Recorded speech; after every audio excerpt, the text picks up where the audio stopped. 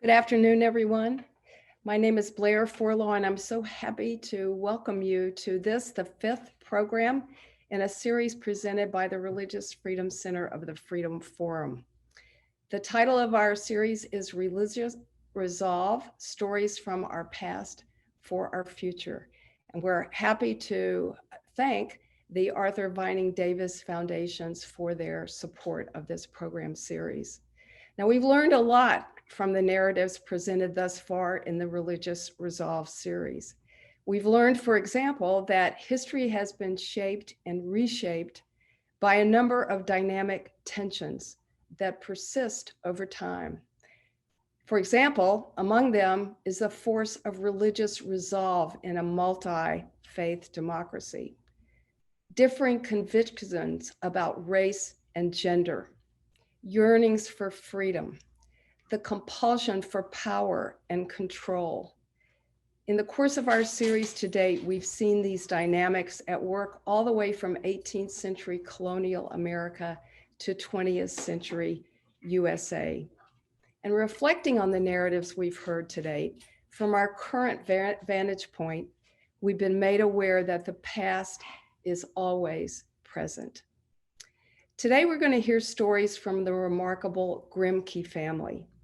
Their lives will take us once again into the tensions I mentioned earlier: religion, race, gender, freedom, and control.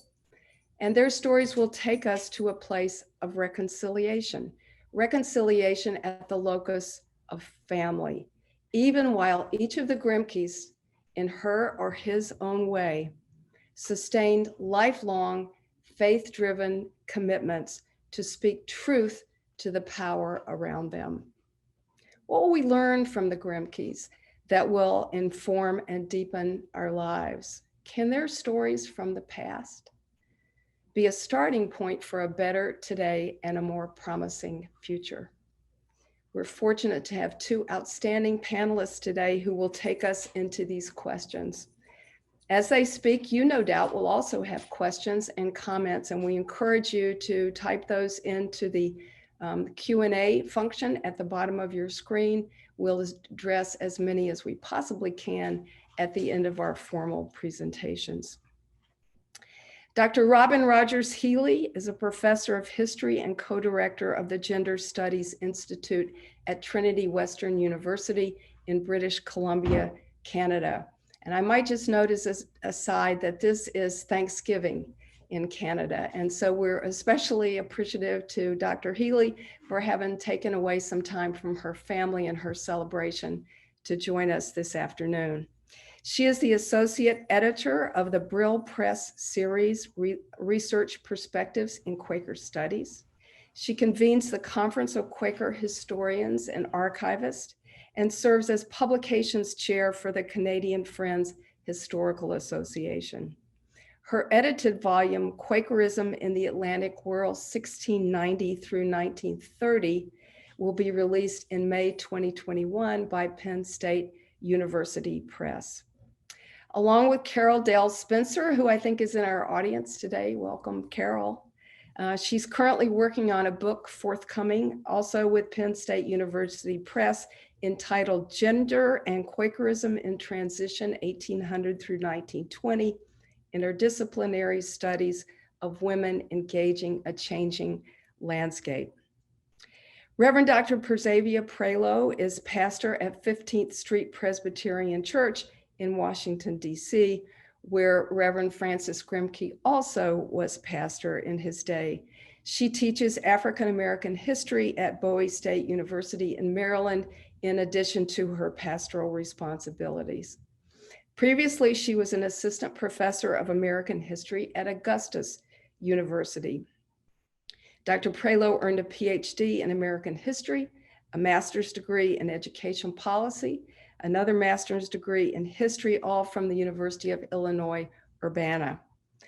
She earned a Master's of Divinity degree at Columbia Theological Seminary, a Master's of Sacred Theology at Lutheran Theology Southern Seminary, and a BA in History at Drew University.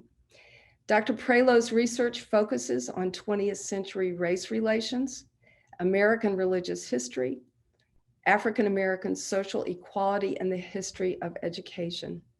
Her current book project is entitled Educating the Talented 10th, Fisk University Students, the Politics of Race Leadership, and the Struggle for African American Equality. She also is completing a manuscript on the mission work of Black women ruling elders in Black Presbyterian churches in the Carolinas.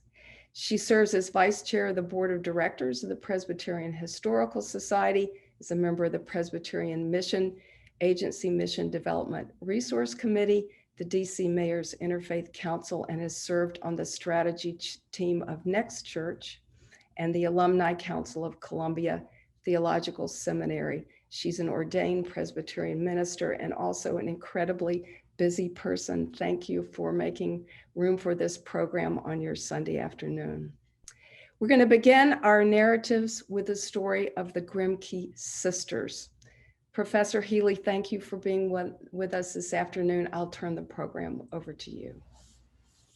Thank you, Blair, so much. And I have to say how privileged and honored I am to be sharing with you today and to be able to participate in the series on religious resolve. I'm going to share my screen here. So while that's, or so I can get my PowerPoint set up. Today, I have the privilege of sharing the stories of the Grimke sisters as they are often known. They are Sarah Moore Grimke and Angelina Emily Grimke Weld. At a virtual Quaker conference 2 weekends ago, one of our scholars reminded us that common stories hold us together. It is my hope that the stories we share this afternoon and the conversation in which we engage after our presentations will offer points of common interest that will hold us together and point us all toward the common good. Here are the famous paintings of Sarah Moore Grimke on the left and her sister Angelina Emily Grimke Weld after she was married. They were the first nationally known white American women advocates for the abolition of slavery and women's rights. Sarah Grimke's well-known words have entered the American lexicon through the voice of the late Ruth Bader Ginsburg, who quoted Grimke when she gave her first oral arguments in front of the Supreme Court in 1973, when she said, "I ask for no favor for my sex. All I ask of our brethren is that they take their feet off our necks." I've included the longer Sarah Grimke quote there for you. Let's get to know the Grimke sisters a little bit. And I hope you realize that I'm really abbreviating everything today. And so I am sure I have missed more than I've been able to include. Sarah and Angelina Grimke were 2 of the 14 children of Mary Smith Grimke and Judge John Grimke. Both of their parents descended from and were themselves members of the wealthy planter class. Sarah was their 6th child and Angelina their 13th. The 2 sisters had a close relationship all of their lives. Angelina often referred to Sarah as mother. Sarah wanted to become a lawyer and follow in her father's footsteps. She studied the books in her father's library constantly and taught herself many, many things. Her father, however, would not permit her to learn Latin or to go to college with her brother Thomas, who was at Yale Law School. Nonetheless, her father still acknowledged her keen intelligence and told her that if she had been a man, she would have been the greatest jurist in South Carolina. From her youth, Sarah believed that religion should take a proactive role in improving the lives of those who suffered most. From the time she was 12 years old, she spent her Sunday afternoons teaching Bible classes to the slaves on the family plantation. She desperately wanted to teach them to read the scriptures for themselves, but this was against the law.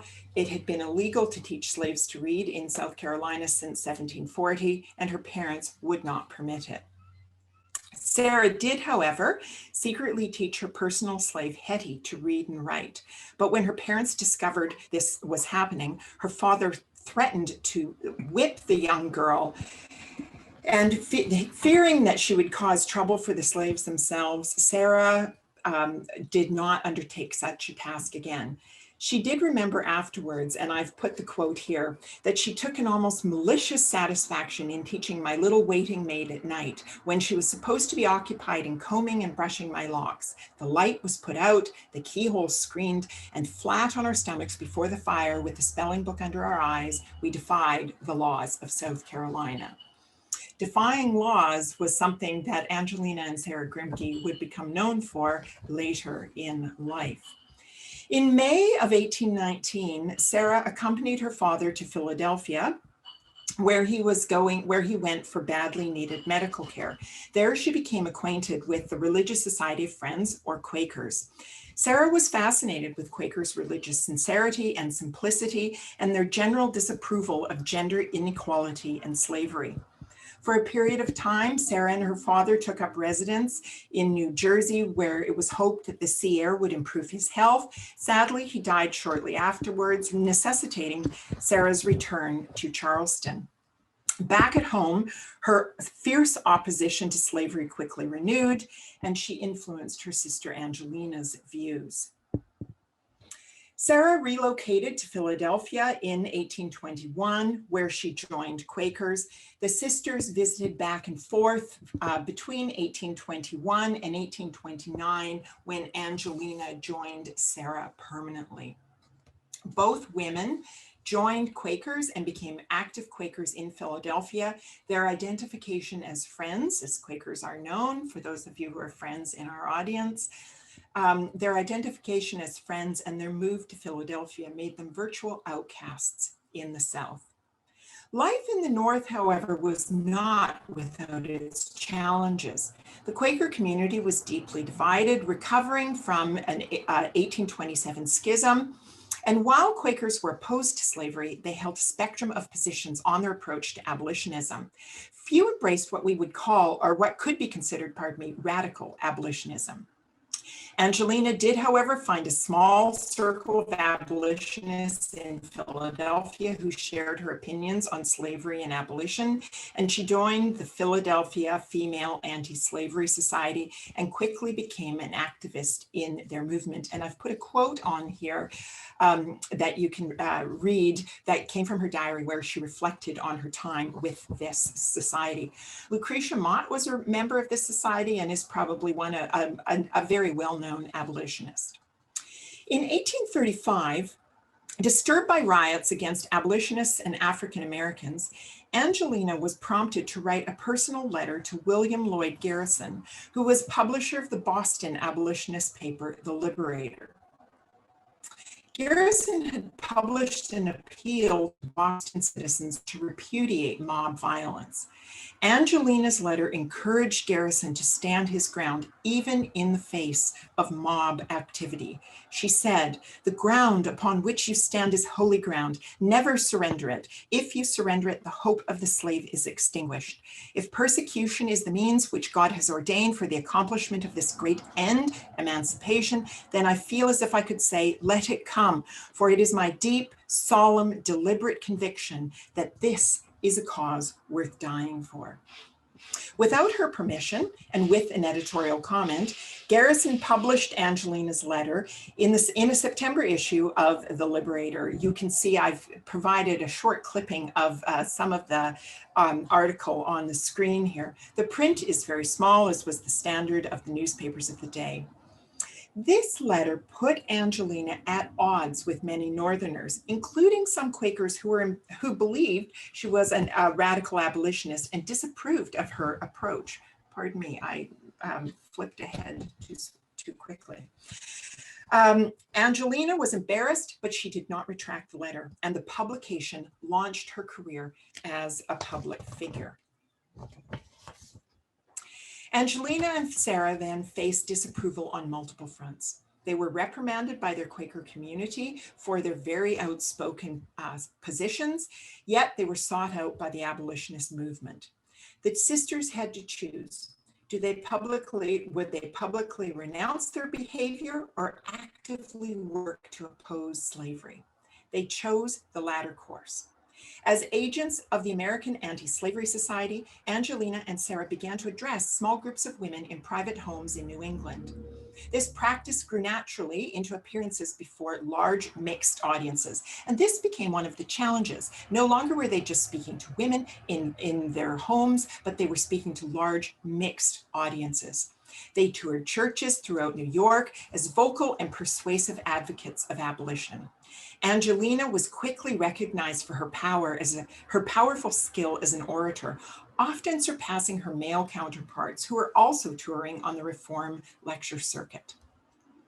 In 1836, Angelina wrote her first tract, Appeal to the Christian Women of the South, in which she encouraged Southern women to join the abolitionist movement for the sake of white womanhood, as well as for the sake of Black slaves. She discussed slavery's damage both to slaves and to society. She advocated teaching slaves to read and freeing any slaves her readers might own. Although the laws in slave states restricted or prohibited both of these actions, she encouraged her readers to ignore wrongful laws and to do what was right. As she said, consequences, my friends, belong no more to you than they did to the apostles. Duty is ours and events are God's. Angelina's considerable height, her piercing eyes, and her powerful voice made an effective platform combination. As a gifted orator, she attracted a lot of attention. Her sister, Sarah, was shyer and more conventionally feminine. She was, however, also a gifted writer.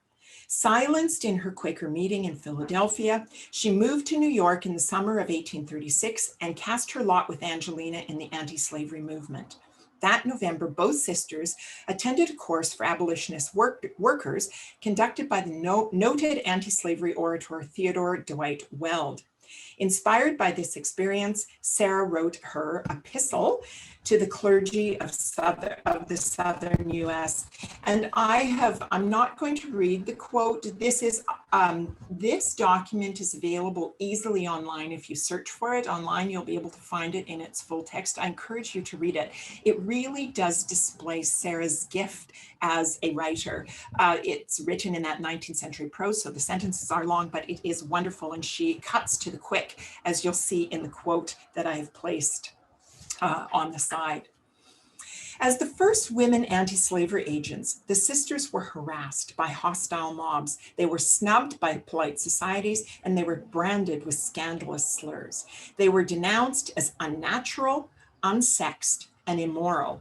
Interesting, this is the typical kind of attack that is laid against women who speak out, even still today. The most strident opposition against them came from the state's congregational clergy. A pastoral letter read from the pulpits in July 1837 accused them of threatening the female character with widespread and permanent injury. Despite the resistance, they persevered, inspiring an estimated 20,000 women to sign anti-slavery petitions. Petitioning, literally pleading for legislators' attention, was the only political right American women had at the time. They could not vote, they could not stand for office, they could not sit on a jury or take any direct political action. All they could do was submit a plea in the form of a petition to government officials. But you'll note that Angelina and Sarah took advantage. They leveraged that, even though there was only that one right, they leveraged that and got those 20,000 signatures.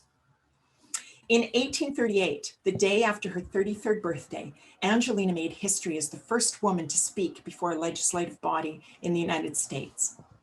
The Grimke's notoriety was such that the State House in Boston was brimming with people eager to hear this brazen, unsexed woman speak. This is how they described her. As she made her way through the crowd, she was taunted by hostile onlookers. She later confessed, "I was never so near fainting under the tremendous pressure of feeling. My heart almost died within me. The novelty of the scene, the weight of responsibility, all together sunk me to the earth." But Angelina's deep religious convictions sustained her. She delivered the petitions and began to speak. "I stand before you as a Southerner, Exiled from the land of my birth by the sound of the lash and the piteous cry of the slave, I stand before you as a repentant slaveholder. I stand before you as a moral being, and as a moral being, I feel that I owe it to the suffering slave and to the deluded master, to my country and to the world, to do all that I can to overturn a system of complicated crimes. Though this content was expected, Grimke went on then to say, the great and solemn subject of slavery, because it is a political subject, it has often tauntingly been said that women had nothing to do with it. She forcefully insisted that American women have to do with this subject, not only because it is moral and religious, but because it is political. Angelina Grimke effectively then became one of the very first to make public claims about women's political rights, thus solidifying her representation in history as an advocate of both abolition and women's rights. In a series of letters to the Liberator in 1838, Angelina not only defended her right to speak out anywhere on the abolition issue, but declared that women should have a voice in the formation of laws by which they were governed. Sarah, too, contributed a vigorous pamphlet, Letters of the Equality of the Sexes and the Condition of Women in 1838. The famous sisters, who were now concluded their New England tour in the spring of 1838 with a lecture series in Boston's Odeon Hall. The audiences numbered in the thousands. And as I was saying to somebody the other day, if the Grimke sisters were on social media today, we could consider them a viral sensation, because they certainly were at the time. Through her work as an abolitionist, Angelina and abolitionist leader Theodore Weld became acquainted and fell in love. On May 14, 1838, a few months after her historic speech in Boston, Angelina and Theodore Weld were married in Philadelphia. Weld and Grimke, along with many other abolitionists, were in the city for the dedication of Pennsylvania Hall, a building consecrated to free discussion and equal rights. After the first day of opening ceremonies at Pennsylvania Hall, abolitionists from throughout the United States gathered at the Philadelphia home of Sarah and Angelina's widowed sister, Anna Frost, to witness what was then, among abolitionists at least, the wedding of the century. The wedding was the quintessential abolitionist and feminist wedding. Angelina had ordered the cake from a black confectioner who used nothing but free-grown sugar as opposed to slave-grown sugar. The wedding vows were unconventional in that the groom denounced the traditional balance of economic power in marriage, in which women lost all power of ownership over property, money, or even their own children. And the bride, while she pledged her undying love to the groom, refused to include the tradition to promise to obey him.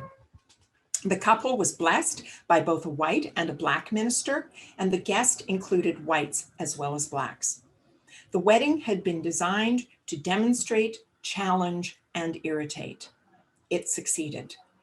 Because Weld was a Presbyterian and not a Quaker, Angelina was disowned, as was Sarah, for attending the wedding. And that's a long topic that I didn't really have time to go into. But Lucretia Mott and John Greenleaf Whittier, Quakers who were dear friends and fellow abolitionists, did not attend the wedding ceremony in order to avoid being disowned. 2 days after her wedding, on May 16, 1838, Angelina delivered an impassioned hour-long address to the Anti-Slavery Convention at Pennsylvania Hall. Throughout her speech, an angry mob, fueled by stories of her unconventional wedding, hurled insults and taunts. The next morning, the mob surrounded the building, set it on fire in the evening, and destroyed all the books and records they could find. Angelina's speech at Pennsylvania Hall marked the end of her meteoric lecture career. Settling in Fort Lee, New Jersey, the Welds and Sarah Grimke, who made her home with them for the rest of her life, circulated anti-slavery petitions. They also compiled, largely based on reports from, from Southern newspapers, American Slavery as It Is, Testimony of 1,000 Witnesses, which came out in 1839. This was a telling anti-slavery document upon which Harriet Beecher Stowe drew heavily when she wrote Uncle Tom's Cabin. In 1848, in dire financial straits, the Welds and Sarah Grimke began taking in pupils, and by 1851, they were running a boarding school of 20. And this is my last photo of the sisters as seniors, and I will end with this. In 1868, Angelina noted Archibald Grimke's surname in the Anti-Slavery Standard. Because of the unusual name, she wrote to learn whether he was related to her family. She learned that he was their nephew, the son of their brother Henry and Henry's slave Nancy Weston. She also learned that Archibald had two brothers, Francis and John, and Persavia will be filling us in on this family. Angelina and Sarah officially acknowledged the three mixed-race boys as families. The sisters supported them while they were in college and opened their home to them, in essence, reconciling part of the family. Sarah Grimke died at the age of 81 in 1873, and Angelina died 6 years later in 1879. Both sisters are buried in Boston's Mount Hope Cemetery. The sisters saw the end of slavery before their respective deaths, as well as the rise of the women's civil rights movement. And I recognize that things are very complicated, and we can speak about the complicatedness and complexity of issues in the question and answer period. But I would contend that both Sarah and Angelina are indeed examples of religious resolve for us today. Thank you. Oh, thank you so much. Thank you so very much. I have a whole page of legal page of questions for you, which I'll hold to the end. But I encourage everyone else, if you have questions or comments about this fascinating story, you want to dig more deeply into any aspects, please go ahead and share those in the Q&A. And at the end of our second presentation, we'll address those questions. Thank you, Professor Healy, so much.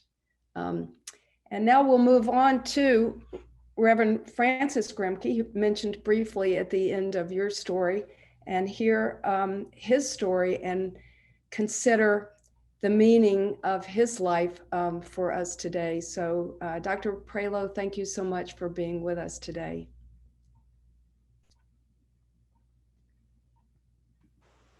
It is indeed an honor to be with you all today. I'll wait for the text to highlight my video, please.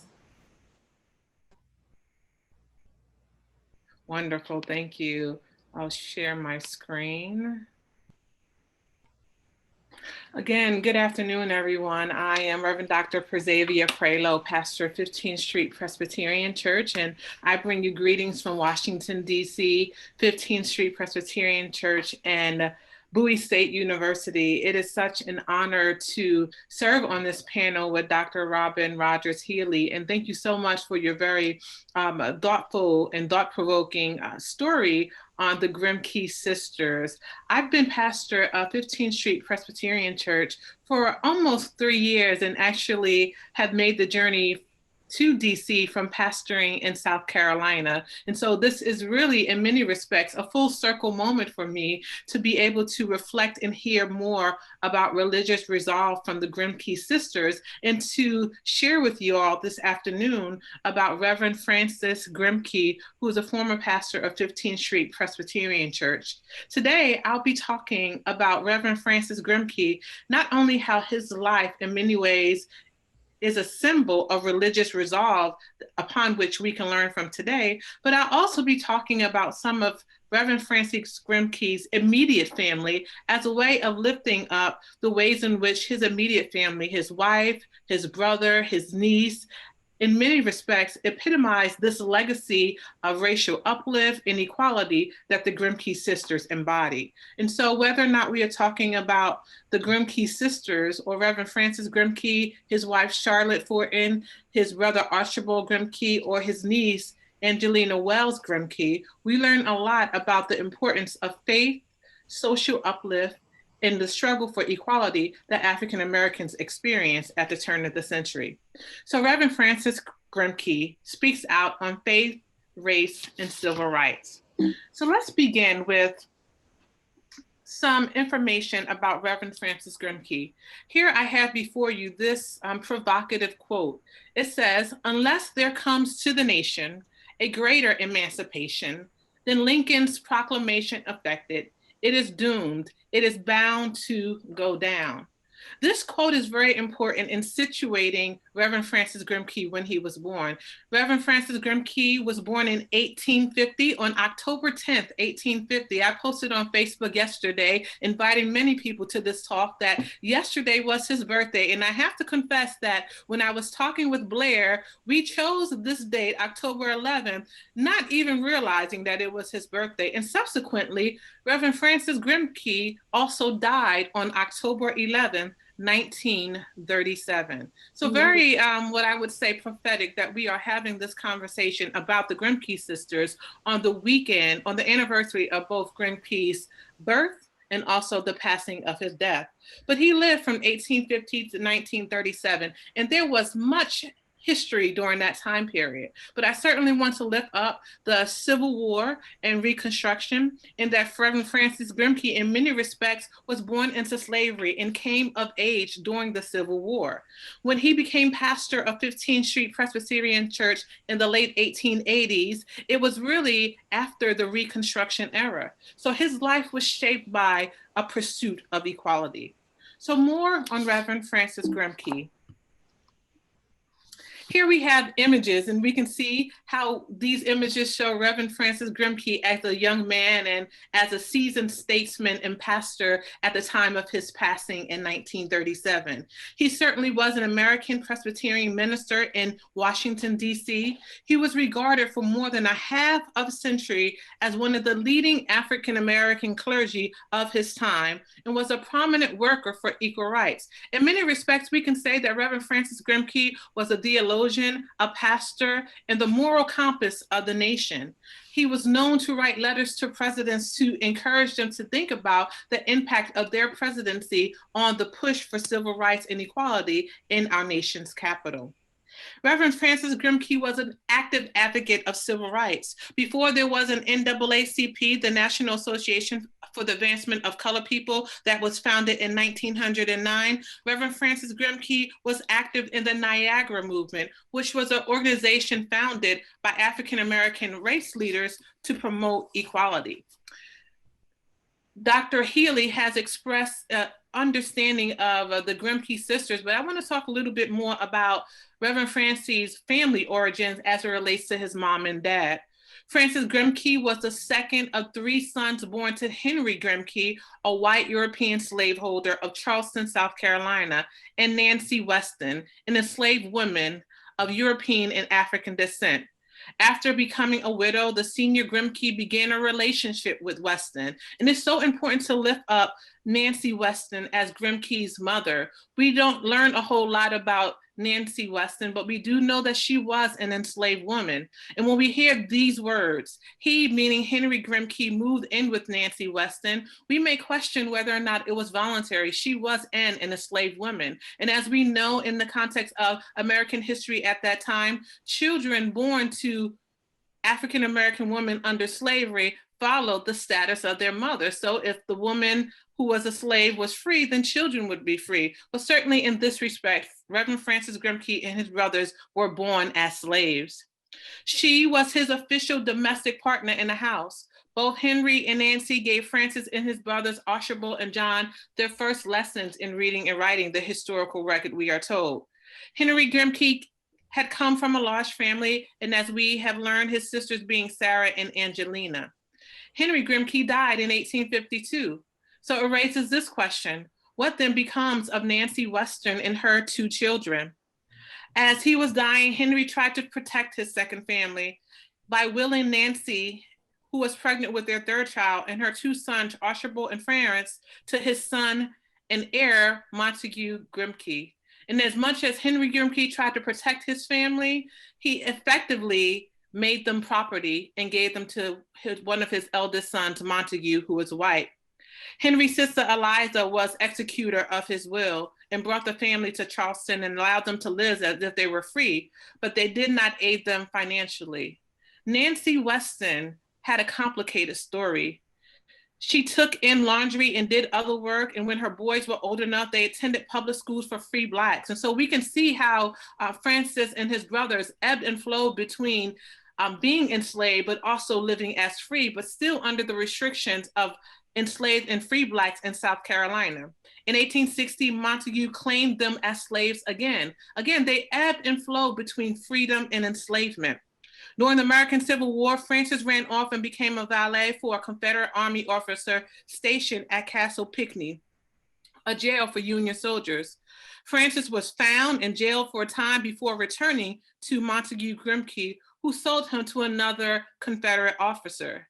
And as we fast forward and think about Reverend Francis Grimke's prolific career as a race leader and his ability to speak about racial and social justice from the pulpit of 15th Street Presbyterian Church, we have to draw an origin to his beginnings, that his narrative in slavery did not define his ending, but it certainly left an important imprint upon his effective Christian witness in what we talk about religious revolve today.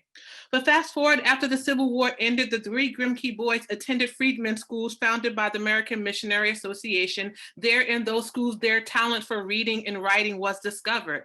They gained support, and what we know is that Archibald Grimke and Francis were sent north. They were sent north to Lincoln Seminary, and during that context, they were supported by many other benefactors. And ultimately, Francis would go on to Princeton Seminary, and Archibald will go on to get education so that he could become a lawyer. Francis and Archibald both graduated from Lincoln University in 1870, their undergrad institution, which was a Presbyterian affiliated university.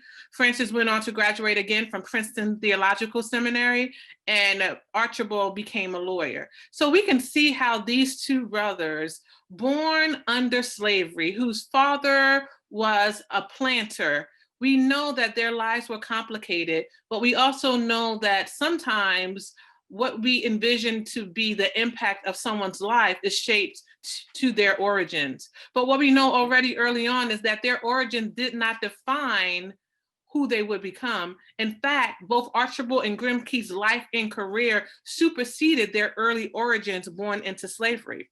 But I also wish that I had a picture of Nancy Weston, Francis Grimke's mother. And I can't help but to believe and want to ask this question: what is the legacy and the impact of this woman who was of European and African American ancestry, born into the institution of slavery, who in and of her own right could not protect her children and her sons? And certainly Nancy Weston did die, but we know that Francis Grimke and Archis continued their lives. And I can only hope or imagine and ask this question: what imprint did their mother have on Francis and Archibald as they thought about what it meant to be two children educated under slavery? And with freedom came the opportunity to be free. But Archibald and Francis committed their lives to not only freedom brought about by the Emancipation Proclamation, but the idea that freedom was necessary and that freedom required action and work.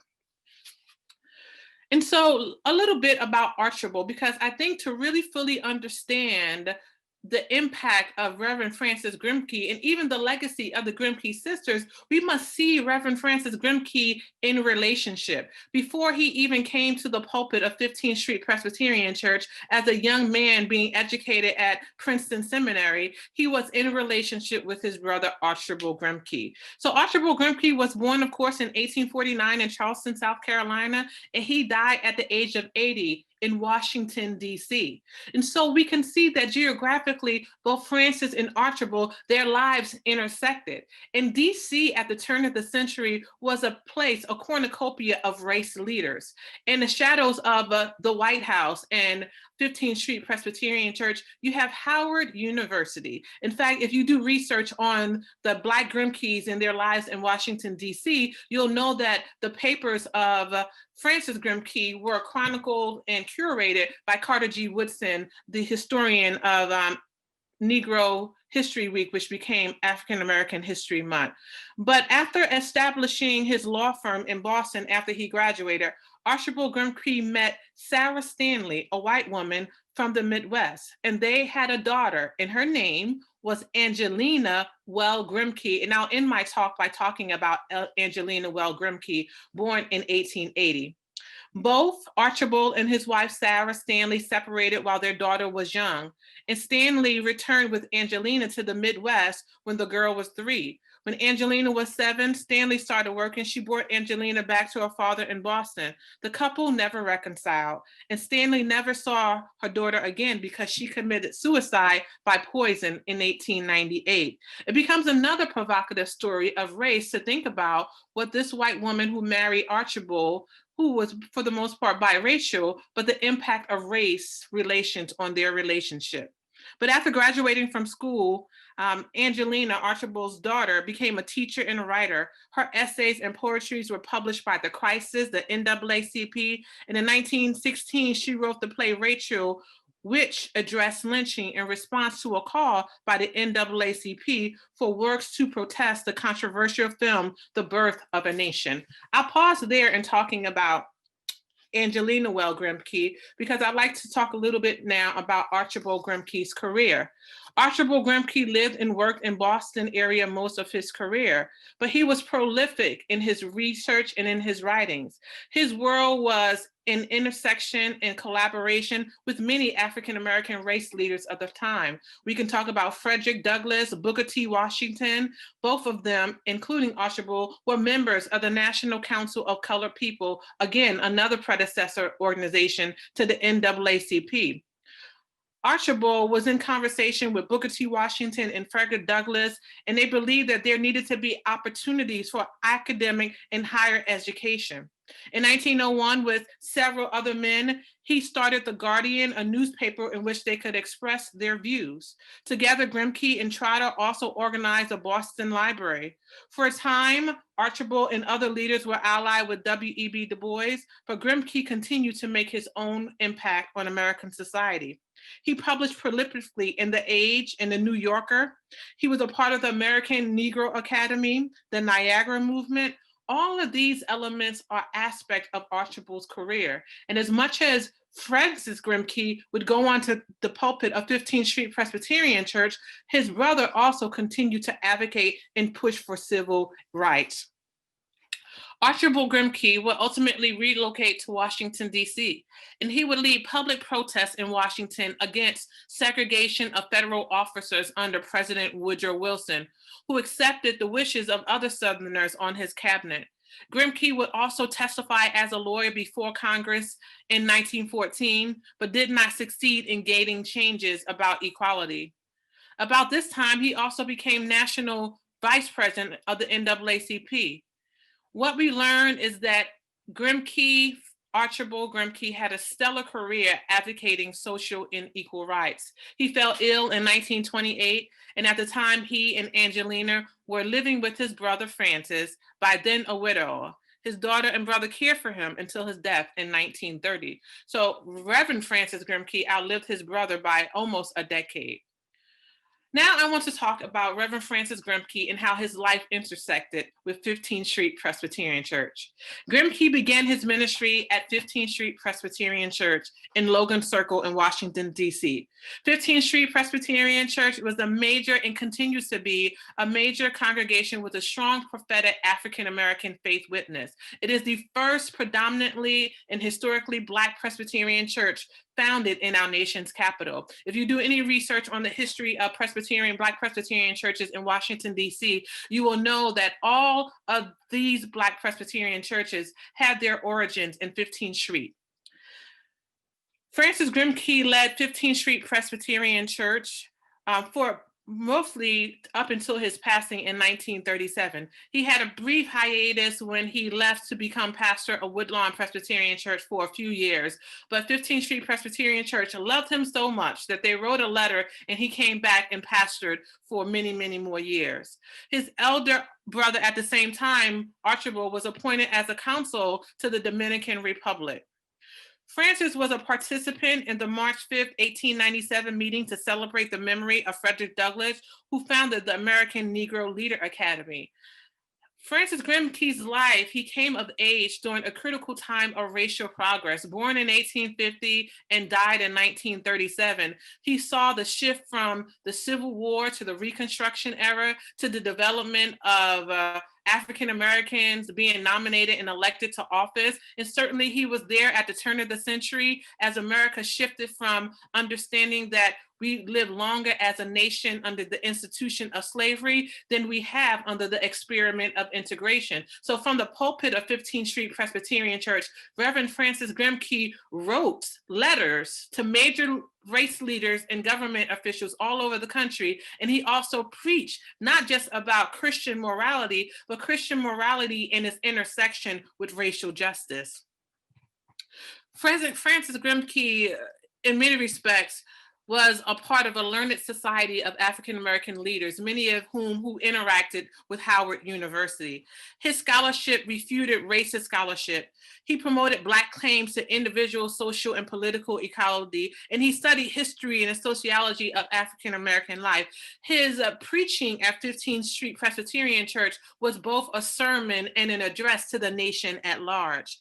Except for a few years, again, he sojourned and preached in worship at Woodlawn Presbyterian Church.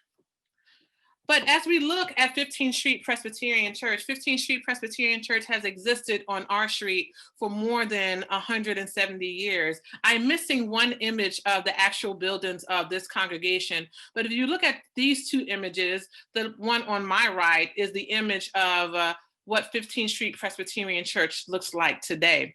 15th Street Presbyterian Church was founded in 1841 as the first colored Presbyterian church by educator and pastor John F. Cook. And its first home was Cook's small frame schoolhouse, Union Seminary at 14th and H Street.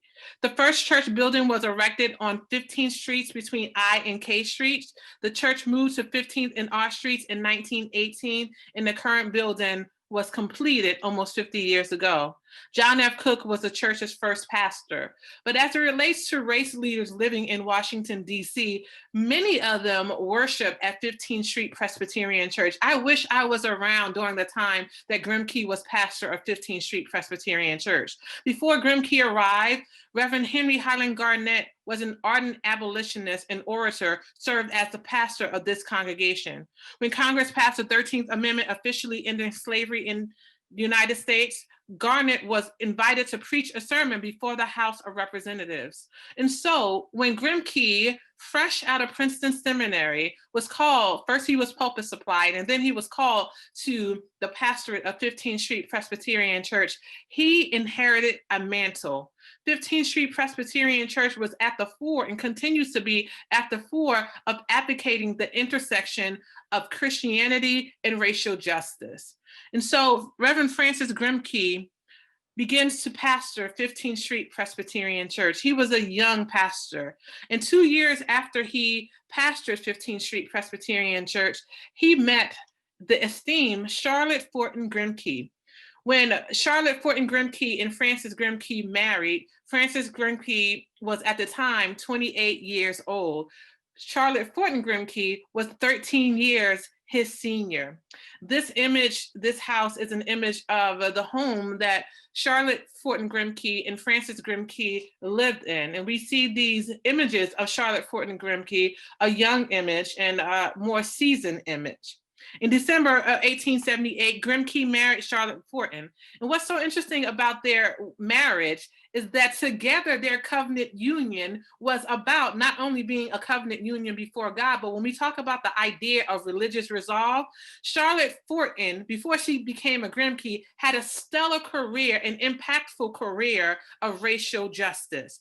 She was an abolitionist, a teacher, and she wrote a diary, and her diaries were one of the earliest diaries of a free Black woman published. And in her diary, she talks about the importance of coming of age during a time of race equality. And she interacted with the Grimke sisters as well. And I like to believe that the Grimke sisters introduced her to Reverend Francis Grimké. But just a little bit about Charlotte before I move into talking a little bit more about Reverend Francis Grimké's social and prophetic witness.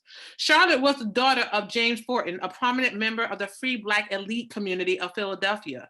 Among her acquaintances were many members of the National Abolitionist movement, including William Lloyd Garrison, Sarah Parker Redmond, and Wendell Phillips. Charlotte again was 41 and Francis was 28. In 1880, they had one daughter. Her name was Theodora Cornelia, and she died 5 months into infancy.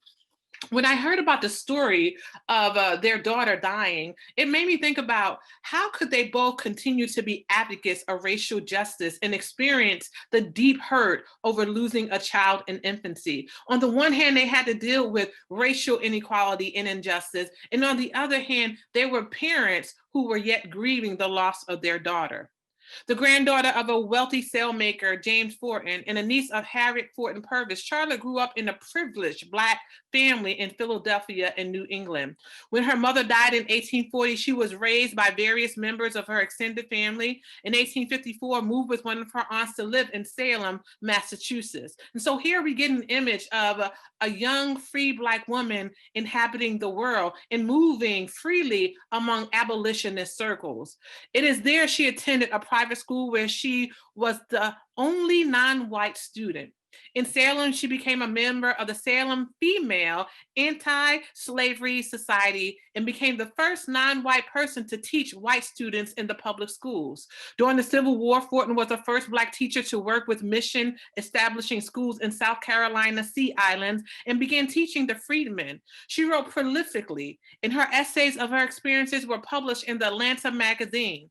And actually, a historical marker is at her last residence, 1608 R Street, Northwest Washington, D.C., where she lived with her beloved husband, Francis Grimké, a Presbyterian minister, as we all know. And during that home, she also sometimes took care of Archibald and also Archibald's niece, Angelina Grimké. So already we are creating this narrative of Francis Grimké coming into relationship with Charlotte Fortin Grimké, who by the time she was 41 had already lived a lifetime. And ultimately, Charlotte Fortin Grimké would die of a stroke. But after the war, what I want to point out again is that Fortin taught in Boston and in Charlotte, South Carolina.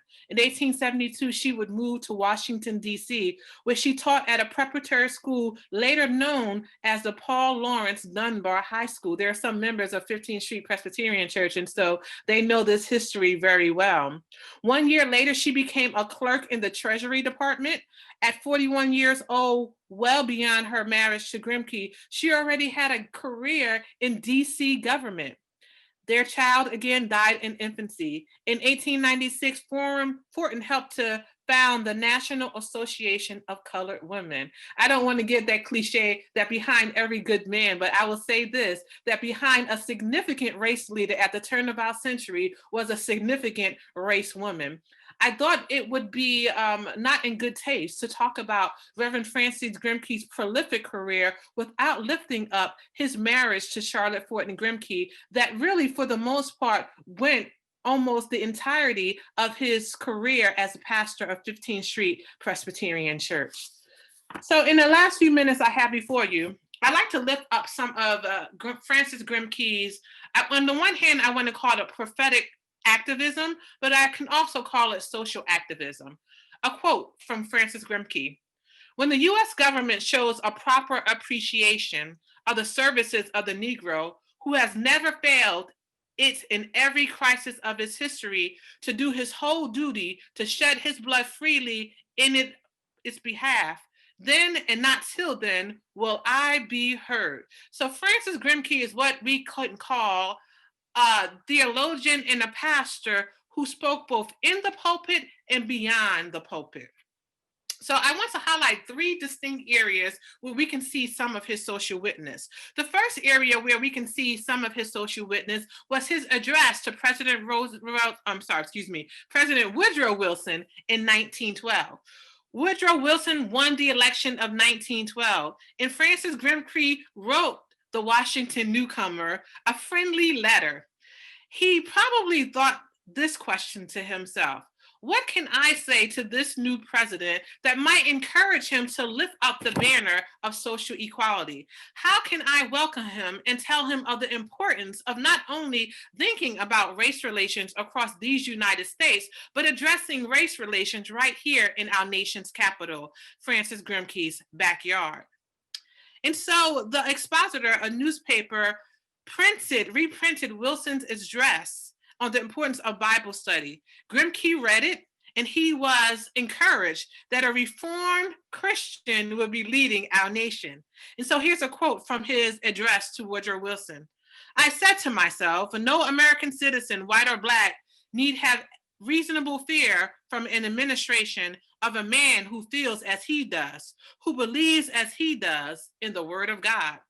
It is a comforting thought, especially to those who are struggling against great odds, to know that the God of Abraham, of Isaac, and Jacob, the God of the Bible reveals, is on the throne, that under him, as vice regent, will be a man who has the courage of his convictions and who will not falter when duty calls.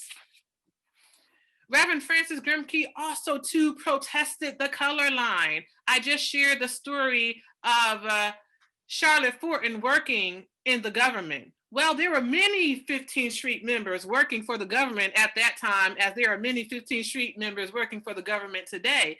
And as the pastor of 15th Street Presbyterian Church, Grimke understood the significance and the importance of the pulpit from which he preached. That when he printed a letter in a newspaper, when he wrote articles to other white leaders of the nation, when he corresponded to Black leaders at Howard University and all across the country, he was lifting up the importance of what Presbyterians call being connectional, that he partnered with the government, he partnered with race leaders in addressing the color line, whether he was talking about the color line in Washington, D.C. or all across our nation.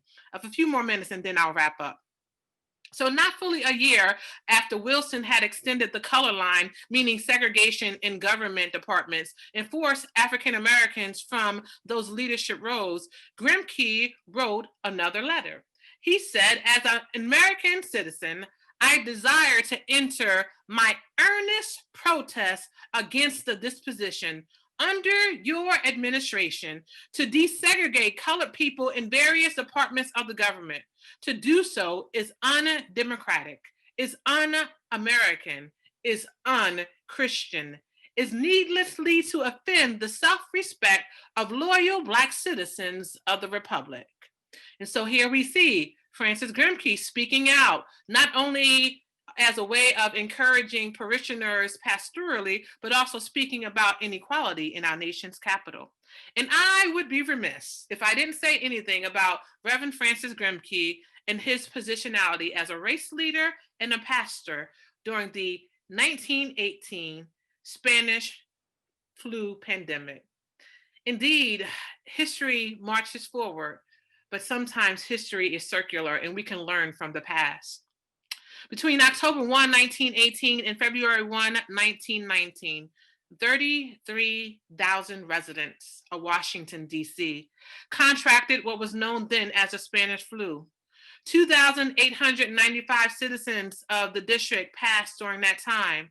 Of course, it was a devastating time. And as I have been in my journey of pastoring in a pandemic, I have been in correspondence with so many who have sought inspiration. We talk about religious resolve. So many who have sought inspiration from how Francis Grimké pastored 15th Street Presbyterian Church and contributed to race leadership in the midst of a pandemic. He offers these words. When there was a ban on public gatherings was lifted, Francis Grimké offered these words. I have been impressed with the ease with which large portions of the population may be wiped away in spite of the skill of man, of all the resources of science. Suddenly, this epidemic came upon our city and our country. Every physician has been employed and every available nurse has been at work and day and night. Thousands have died. An awful death toll continues. Through all the history, we find populations then out in this way, not in ordinary, but in extraordinary ways. One night in Egypt, death found its way into every Egyptian home. In Numbers 16:49, we read of a plague that broke out among the people in which 14,700 perished. In the scripture in 2 Samuel 24:15, we also read of another plague that broke out in the reign of David, in which during these days, 70,000 perished. Thousands also have perished suddenly as a result of volcanic eruptions or earthquake shocks. How easy it would be for God to wipe out the whole human race in this way if he wanted to. for these terrible epidemics, plagues, the mighty forces of nature, all are at his command. All are his agents at any moment, if he willed it. In this way, vast populations or portions of populations could be destroyed. In this important letter that he wrote during the pandemic, he also addressed the issue of church closures and civil liberties in that respect. Another thing that has impressed me in connection with this epidemic is the fact that conditions may arise in our community which justify the extraordinary exercise of power that would not be tolerated under ordinary circumstances. This extraordinary exercise of power was resorted to by the commissioners in the closing up of theaters, schools, churches, in forbidding all gatherings in any considerable number of people indoors and outdoors, and in restricting the numbers should be present even at funerals. The grounds of the exercise of this extraordinary power was found in the imperative duty of the officials to safeguard, as far as possible, the health of the community by preventing the spread of disease from which we are suffering. There has been considerable grumbling, I know, on the part of so many, particularly in regard to the closing of restrictions for the time being. If, as a matter of fact, it was dangerous to meet in theaters and schools, it certainly was no less dangerous to meet in churches. The fact that the churches were places of religious gathering and others not would not affect it in the health question involved. If avoiding crowds lessens the dangers of being infected, it was wise to take the precaution and not needlessly run in danger and expect God to protect us. And so anxious as I have been to resume work, meaning opening the doors of the church, I have waited patiently until the order was lifted. I started to worry at first, as it seemed to upset all of our plans for the fall work, but I soon recovered my composure. I said to myself, why worry? God knows what he is doing. His working is going to suffer. It will rather be a help to us in the end. Out of it, I believe, is the great good that is coming. All the churches, as well as the community at large, are going to be stronger and better for this season of distress through which we have been passing. And so Francis Grimké, I can go on and on and on, but I will stop here. And I just want to highlight how he was prolific in government affairs, how he protested the color line, and how certainly from the pulpit of 15th Street Presbyterian Church, he was not only a pastor for that people, but he was a pastor for the nation, both in the crisis of a Spanish flu pandemic, which was a crisis of health, and also the crisis of race relations. And in part, we can also see this quote, race prejudice can't be talked down, it must be lived down. Mm-hmm. And if we ask ourselves, what is Reverend Francis Grimké's legacy, we can certainly see his legacy as an imprint on the continued ministry and witness of equality that 15th Street Presbyterian Church attempts to advance in this day. But we can also see the legacy upon his niece, Angelina Grimké, who was named after her aunt. And I will not go into too much details about Angelina Grimké. I will just say that at some point in her life, she helped to care for Francis Grimké along with her aunt Charlotte. And they all lived in a home together on our street. And when her dad was traveling abroad, she was also raised by Francis and Charlotte Grimké during her teenage years. But I wanted to lift up Angelina Grimké because she was born in 1880 and she died in 1958. She died almost 20 years after Reverend Francis Grimké did. And in those 20 years, she continued to write about women's rights. She was actually one of the first out and proud lesbian women who advocated not only voting rights, but actually rights for all women and all men. And so this whole idea of equality and abolitionism that we see in the Grimké sisters, we also see espoused in Reverend Francis Grimké, his wife Charlotte, his brother Archibald,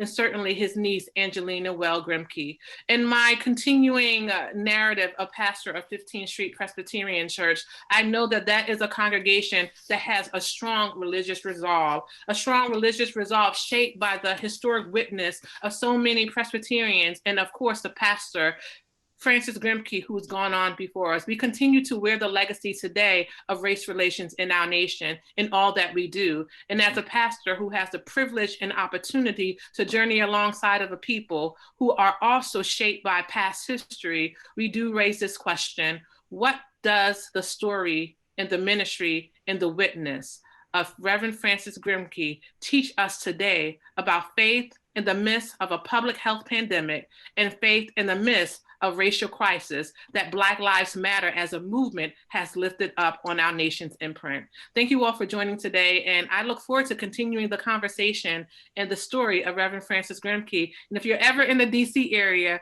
please join us for worship or look us up on Facebook to join us in worship via our virtual worship services, so that you may learn more about the imprint of Reverend Francis Grimké. And at this time, I will turn it over to Blair. Thank you all so much for your time. Thank you so much. Thank you so much. And we have allowed some time for questions and comments and answers. And while we allow our presenters an opportunity to check out the questions that are already in the Q&A box, I'd just like to amend something that I said in the beginning based on what I've been reminded of through these presentations. I noted that there were forces and tensions in American history that have shaped and reshaped our lives. And I noted religion, race, gender, freedom, and control. But I like to add to that list three other really important forces that I've heard in these presentations. And the first one is resistance. Resistance to the power around us that holds people down, whether they are enslaved individuals or individuals who don't have a voice in our community. The other force that's been so important is persistence, not giving up in the face of obstacles that face us as activists for a better world. And the last one is the importance of relationships. Now, I noticed both in Dr. Healy's comments and Dr. Prelow's comments, there are references to other people we know from other suffragists or people who advocated for women's right to vote, and also other key figures in the struggle for African-American rights. You can think about Lucretia Mott and John Greenleaf Whittier and Carter Woodson and W.E.B. Du Bois, and relationships even within families. And these relationships were so, William Lloyd Garrison, for example, these relationships were so important. They touched on the lives of the Grimkes. And when we think about their struggle for civil rights, we have to appreciate, I believe, the importance of the relationships that they had, the kind of community that they were able to operate in. So we have several questions here. Can the panelists see the questions, or yes, we can, but we'll let you call them out. Oh, you will? Okay. Did either of the sisters attend the 1848 Women's Conference in Seneca Falls? No, they did not. They were invited to attend, but and both Angelina and Sarah did remain involved in women's rights, the women's rights movement after they moved into sort of, wasn't really a period of retirement, but when they retired from public life, they remained involved, but it was difficult for them to attend for financial reasons, but as well, they were busy with teaching and with their schools. They did remain involved in terms of writing letters, through correspondence, and even served on boards in their absence, but they did not attend the Seneca Falls Convention.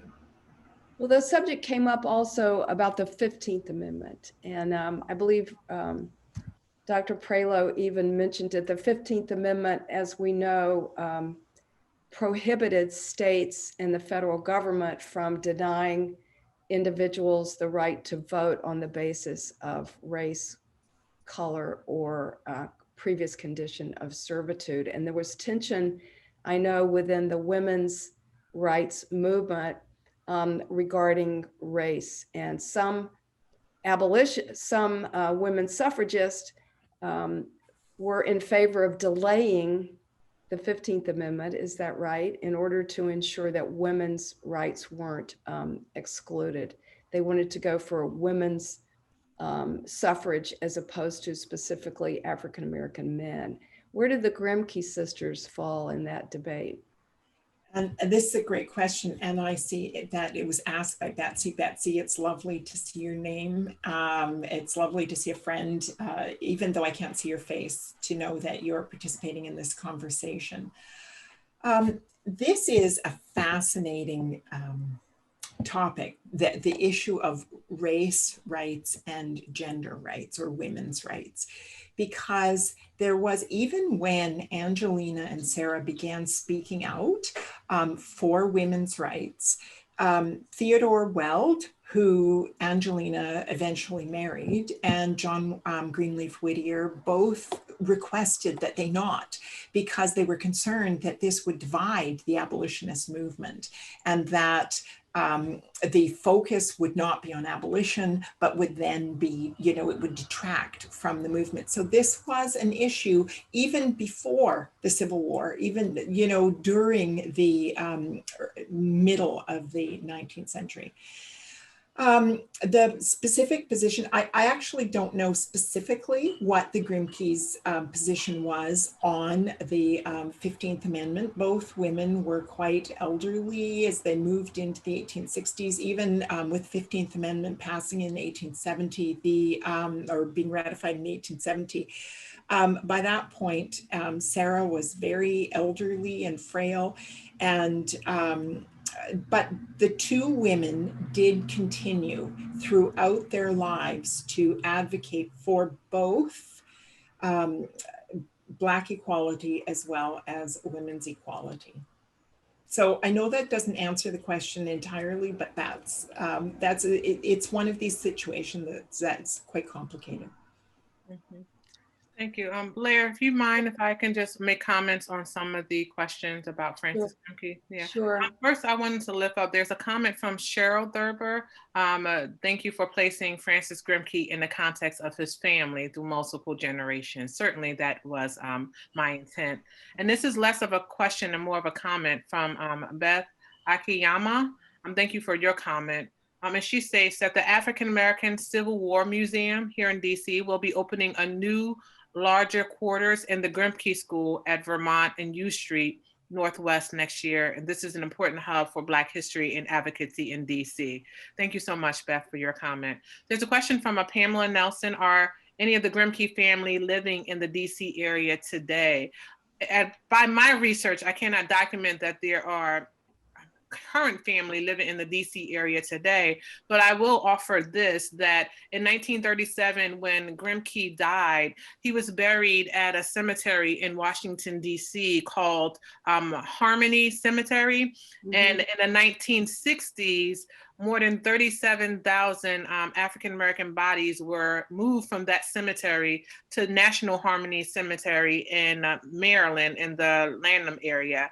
And when Grimke and 37,000 others were moved to the cemetery, the headstones were not brought over. And this is the research that I uncovered in doing research on the Grimkes. And what I can say is that although I can't document if there is current living family members in the DC area, I do know that Fervent Francis Grimke, his wife Charlotte, his brother Archibald, and his daughter Angelina Wells Grimke, they're all buried together side by side. And it is an important history to even just pay homage to their burial, just to at least recognize the ongoing impact of their legacy.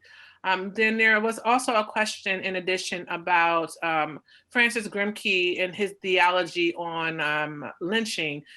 Reverend Francis Grimke preached on every race topic from the pulpit of 15th Street Presbyterian Church. His sermons are prolific. There's a 4-volume edited collection, edited by Carter G. Woodson, of his papers. And it really is a gift, this 4-volume set of his writings. And there's a speech, or rather a sermon, that he actually preached on lynching. It's called The Lynching of the Negroes in the South. And so while he was far removed from the experience of South Carolinians, knowing that he was born in South Carolina, I'd like to think that the experience of enslaved Blacks and free Blacks, and especially the lynching of Black men, continue to resonate with him prolifically. And of course, he was against the lynching of Black people in the South, but he used the pulpit, and he certainly used the publication of his sermons. Actually, he would print his sermons at his own cost and distribute them wherever he could. He believed in the importance that much of not only just a Christian understanding of Scripture, but really the relationship between Scripture and social justice.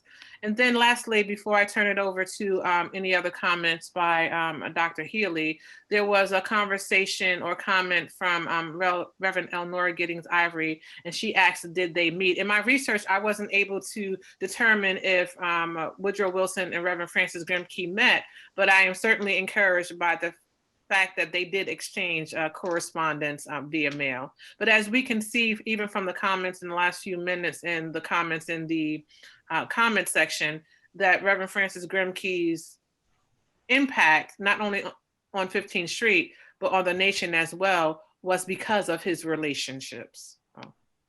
Just one other comment. I think Marion Eisen has asked, do you know whether Reverend Grimke was able to form relationships with leaders of other non-Presbyterian faith leaders?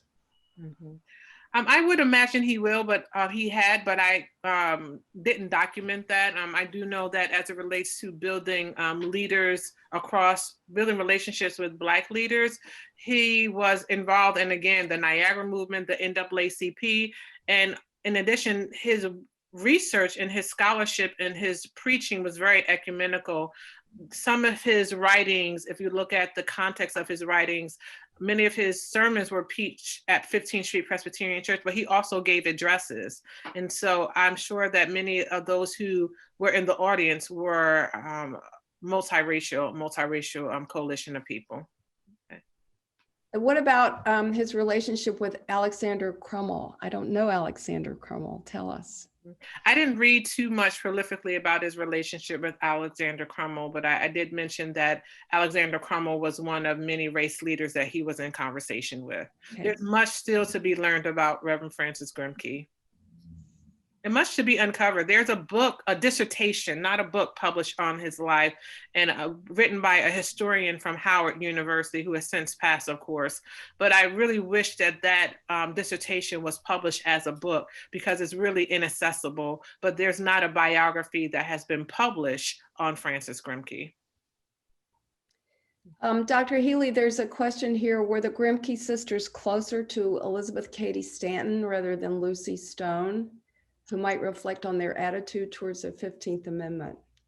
Yeah, there's that question. And then there's is a question from Carol Spencer as well, who asks whether the Grimké sisters still identified as Quaker or joined with more liberal co-religionists when they were disowned. They were very close to Sarah, especially, was very close with Elizabeth Cady Stanton. The letters that we have that calls her Lizzie. So they were close friends. So I want to answer the question that Carol has asked, and then I'd like to make sure I have time for just one little comment, because I recognize our time is running tight. But one of the things that happens with when Quakers are disowned is they disappear from the Quaker record. And so Quaker historians know this. So this question of did they identify still as Quakers or not is an interesting one, because for me as a historian, I think it's important to let the historical actors speak for themselves. How do we do that? It's difficult to find letters or diary entries that say, I still identify as a Quaker.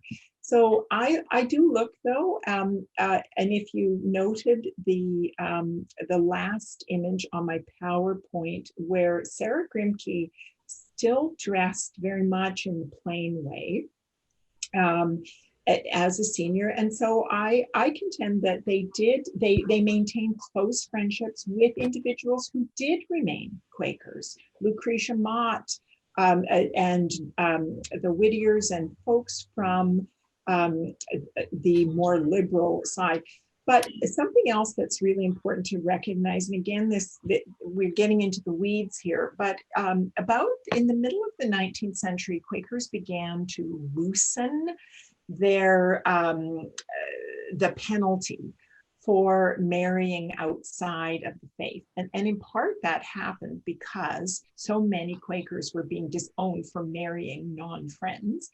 And so we begin to see some of that loosening happening, in the late 1850s. We even begin to see a loosening of the requirements of dress and whatnot for plainness.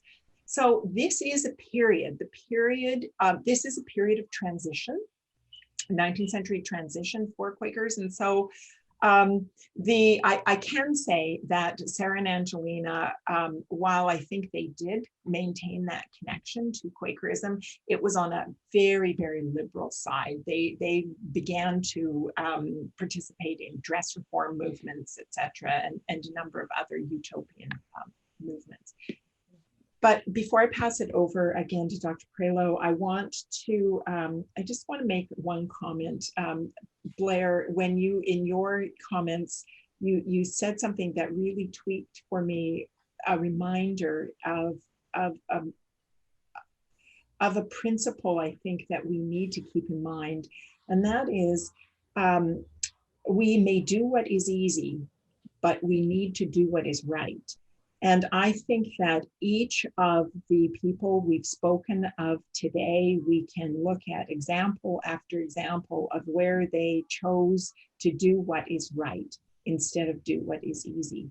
And those are very difficult moments that we all face. But so as we face in the middle of this pandemic, the choice of doing what is easy or doing what is right, may we all have the religious resolve to do what is right. So I will hand it over to Persavia there. Thank you so much, Robin. Thank you. There's so much more that could be said. I'll just lift up a few notes and then give my final thoughts. And one, I want to lift up Anna Julia Cooper. Anna Julia Cooper was a principal of M Street School. And of course, she was in relationship with both Francis Grimké and his wife, Charlotte, as well. Remember, Charlotte Fortin Grimke helped to found a Black women's club movement, and Anna Julia Cooper was a part of that. But I wish I had a more pictorial history to show of the location of 15th Street Presbyterian Church and its proximity to Howard University, and the heritage of 15th Street Presbyterian Church with the numbers of schools for African Americans that had been started in DC, but then of course as well, the neighborhood in which 15th Street was located was a historic and predominantly African American community. So of course this put Reverend Francis Grimké in a partnership and communication with many esteemed churches in the area, including Metropolitan Church down the road. And so we have to know that Reverend Francis Grimké's reach and ministry and impact was both a local and national, and dare I say international.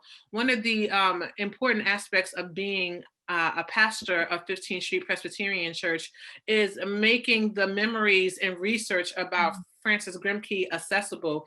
Within the first 3 to 4 months of my pastorate at 15th Street Presbyterian Church, we would have visitors who would come to visit the church that Reverend Francis Grimké pastored, and many of them may have been writing an article or they were writing a narrative on faith and trauma, and they wanted to see how their research intersected with the living memory of Francis Grimké on this congregation. But I too want to echo, and thank you all for your questions, and sorry we couldn't get to all of them, but I too want to echo Robin's comment, and that is about choice in the midst of a pandemic, choice in the midst of a racial crisis, and choice in the midst of a health crisis.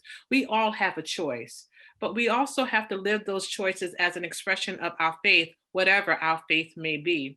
As we think about what it means to have religious resolve in the lives of the Grimké sisters and the extended Francis Grimké, Charlotte Fortin, Archibald Grimké, Angelina Wells Grimké, we learn that they chose to have faith and let their faith be an expression of their Christian witness and how they promoted equality.